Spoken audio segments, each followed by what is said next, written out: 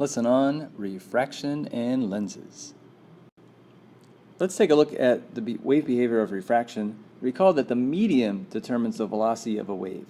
Thus, when a wave changes media and goes from one medium into another, it will refract, resulting in a change in velocity and wavelength. The frequency remains constant and is set by the disturbance. Recall our example on the wave machine as we generated a wave in the long rods at a low velocity, and when that wave transferred into the new medium of shorter rods, the velocity increased, resulting in a much larger wavelength. Remember, when a light wave reflects, it obeys the law of reflection. That is, the angle of incidence equals the angle of reflection. But when a light wave refracts, it's not as simple. Here we have a light ray traveling from air and refracting into water. Notice that the incident ray makes an angle relative to the normal line. As the light ray travels from air into water, it refracts and makes a new angle, theta 2, relative to the normal line in the refracted medium, such as water. Note these two angles are not equal and thus related by Snell's law, the law of refraction. Snell's law relates the characteristics of the incident medium to the characteristics of the refracted medium. That is, the incident medium has two characteristics. This value n, known as the index of refraction, and the angle of incidence, theta 1. The refracted medium, which is water in this case, also has two characteristics. Its index of refraction and the angle of refraction in that medium. The index of refraction, or n, is just a ratio of the velocity of light in a vacuum, or c, which is 3 times 10 to the 8th meters per second, to the velocity of light in the medium. Here, as light refracts from air into water, the speed of light in water is lower than the speed of light in air. This is what the index of refraction represents, and it is typically greater than 1 for a variety of materials. However, more recently, physicists have discovered negative indices of refraction, thus leading to the possibility of invisibility. I'm sure you all have observed images produced by lenses. Here is a picture of me holding up a convex lens outside during Carnival Day. Here you can see the trees upright as normal, but through the convex lens they look upside down and maybe a little bit smaller. However, through a concave lens, everything looks upright, but also smaller. And you're all familiar with a magnifying glass and how it produces images that are upright, but also larger. Let's take a look at ray diagrams to understand how these lenses produce images. Here are 3 rules for ray diagrams, but rewritten for lenses, because here an incident ray from the object parallel to the principal axis will refract through the focus. Likewise, an incident ray from the object through the focus refracts parallel to the principal axis. And the third rule, an incident ray from the object through the center refracts straight through the center. Again, we have the same types of images produced by lenses as for mirrors. You'll see real images produced where light rays really do converge. They're always inverted, but they may be larger or smaller than the object.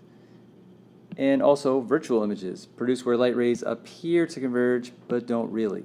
These virtual images are always upright and also may be larger or smaller depending on the type of lens. Let's take a look at how convex lenses form images. Recall that convex lenses are converging, so we will see that these refracted rays really do meet and converge. Let's follow rule number 1, which is an incident light ray parallel to the principal axis will refract through the focus. For rule 2, since we've already used this far focus here, we'll use this next focus here to go incident through. So an incident light ray through the focus will refract parallel to the principal axis.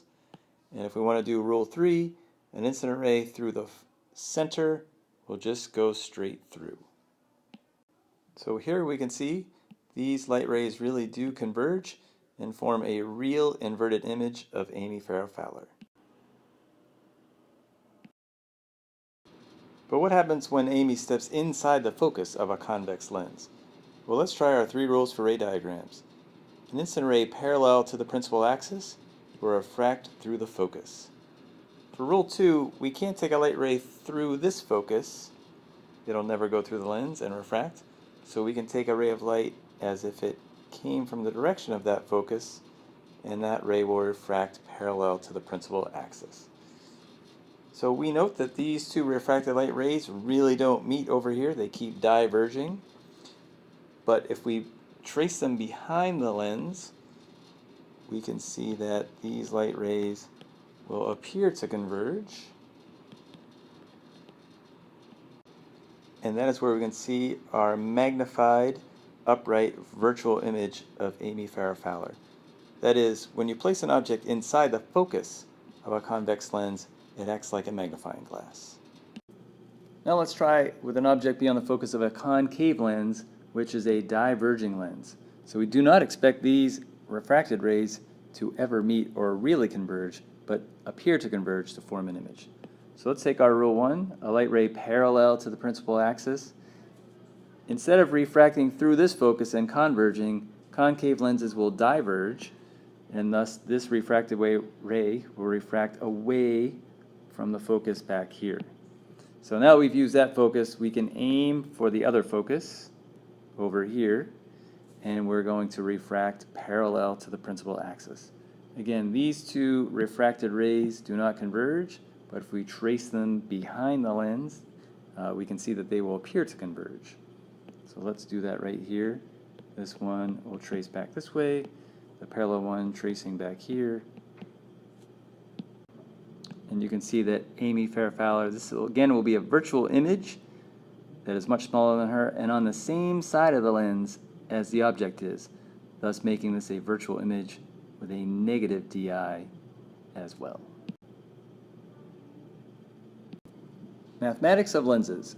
Just as we did with mirrors, we can also use something called the lens equation, 1 over DO plus 1 over DI equals 1 over F, and also the magnification equation is back, HI over HO equals negative DI over DO. Here we can look and measure DO, the distance from the object to the lens is DO. The distance the image is away from the lens is DI. And this would be positive if it's on the opposite side of the lens as compared to the object. You saw many times where our image was on the same side of the lens as the object. Thus, that would give you a negative DI value with our sign conventions down here.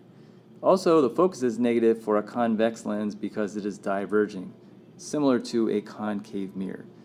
And as usual, HI is negative if the image is below the principal axis, as we have here as well. Last thing to note, that these lenses have 2 focal points. And hopefully you checked those out as we drew our ray diagrams and used 1 focal point at a time. Thank you for watching, and see you in class.